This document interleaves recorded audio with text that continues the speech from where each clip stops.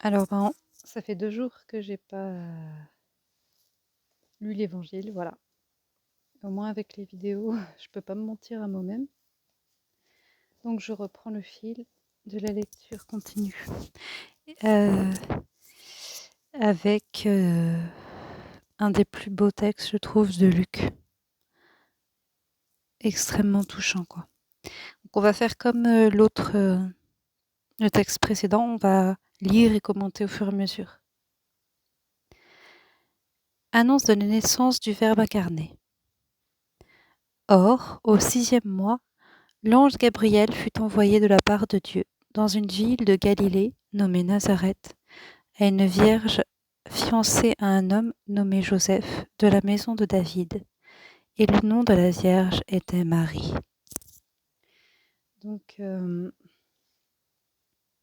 retrouve donc la précision de Luc en temps, donc le 6e mois de la grossesse d'Élisabeth, les noms, l'ange Gabriel, la ville de la Galilée, donc cette petite région d'Israël, la ville nommée Nazareth, une vierge qui est fiancée à un homme, on a son nom, on sait qu'il est de la maison de David. Et j'aime beaucoup parce que il y a comme une cadence un peu dans le texte qui nous amène au très beau nom de Marie.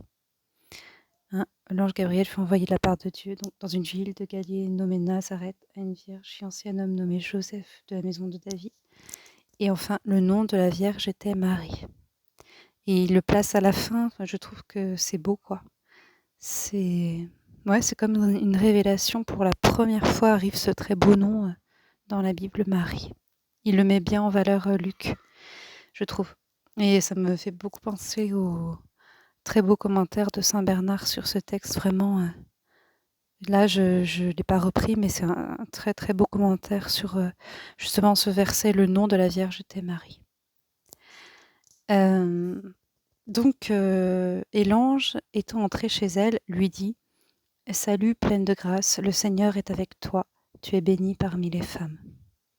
Donc là, c'est aussi très émouvant parce que, cette salutation de l'ange, elle a été reprise des milliards de fois par des milliers de personnes de toutes conditions, de tout âge, dans toutes les circonstances possibles. Elle se doutait pas cette toute première fois, quoi, dans le secret de sa maison, que cette salutation serait autant reprise dans l'histoire, dans le monde. Et ouais, c'est très beau. Enfin, on voit vraiment comment Dieu agit dans le secret, mais fait des choses immenses, quoi, dans l'humble secret d'une petite maison de Nazareth. Et justement, j'aime bien cette expression, l'ange étant entré chez elle, parce que, je sais pas, moi, ça me fait penser à la maison intérieure. En fait, on sent que là, on est dans une atmosphère d'intériorité, quoi.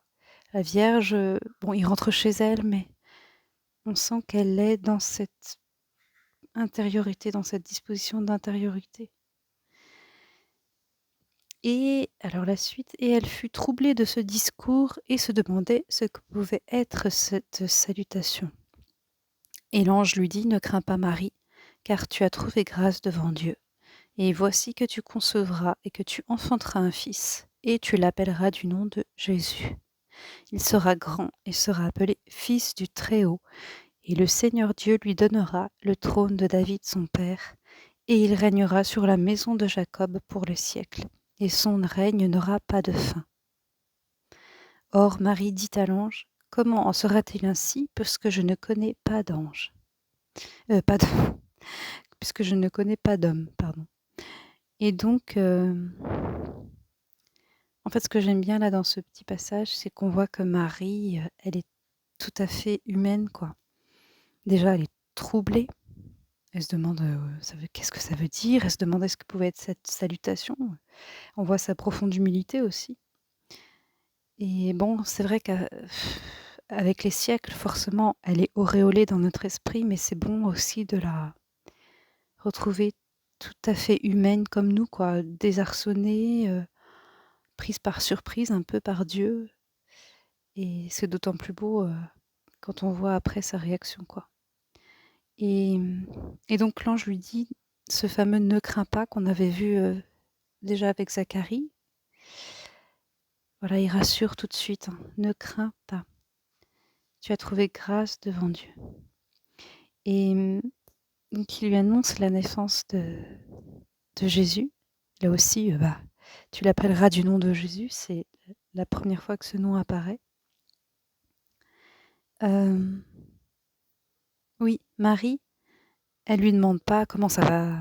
Est-ce que c donne-moi un signe que ça va se faire», un peu comme avait fait Zacharie, en fait, elle lui demande: «Comment ça va se faire? Parce que je connais pas d'homme» et après, finalement, moi, quand je lis ça, je me dis: «C'est un peu comme si elle disait: "Comment ça va se faire? Parce que je suis vierge et entre guillemets, je veux le rester, quoi"». Parce qu'après l'ange lui dit donc l'ange lui répondant lui dit: «L'Esprit Saint viendra sur toi, la vertu du Très-Haut te couvrira de son ombre, et pour cela l'enfant né sera saint. Il sera appelé fils de Dieu. Et voici qu'Élisabeth, ta parente, elle aussi a conçu un fils dans sa vieillesse, et celle qu'on appelait stérile en est à son 6e mois, car rien n'est impossible à Dieu. Or Marie dit: Voici la servante du Seigneur, qu'il me soit fait selon ta parole. Et l'ange la quitta. Donc en fait, quand Marie demande comment cela sera-t-il, puisque je ne connais pas d'homme, elle n'attend pas une réponse rationnelle.